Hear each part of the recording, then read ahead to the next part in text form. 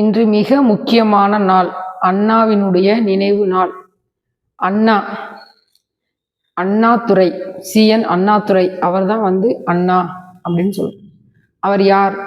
மதராஸ் பட்டணத்தினுடைய மெதராஸ் மாநிலம் அப்படின்னு இல்லையா, அந்த மதராஸ் மாநிலத்தை தமிழ்நாடு அப்படின்னு பேர் மாத்தினவர் அண்ணாதுரை. மதராஸ் மாநிலத்தின் கடைசி முதலமைச்சர் அவர் தான். தமிழ்நாடு என்று பெயர் சொல்ற முதல் முதலமைச்சரும் அவர் தான்.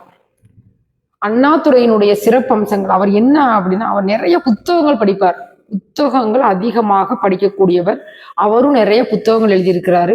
அவர் எழுதின புத்தகங்கள் நிறைய புத்தகங்கள் ஆரிய மாயை, வேலைக்காரி, இப்படி நிறைய சொல்லலாம், விடுதலை போர், இப்படின்னு நிறைய ரோமாபுரி ராணி, நிறைய புத்தகங்கள் எழுதி, குமரி கோட்டம், அப்படிலாம் அதெல்லாம் அண்ணாதுரை எழுதின புத்தகம் தான்.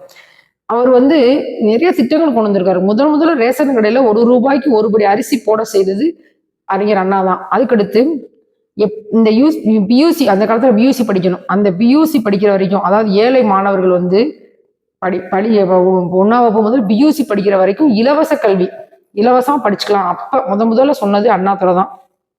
அடுத்து இருமொழி கொள்கை, முதல் மொழி தமிழ், 2வது ஆங்கிலம் அப்படின்னு சொல்லி இருமொழி கொள்கையை கொண்டு வந்தாரு. 1967 மார்ச்ல இருந்து 1969 பிப்ரவரி வரைக்கும் தான் தமிழ்நாட்டை ஆண்டாரு.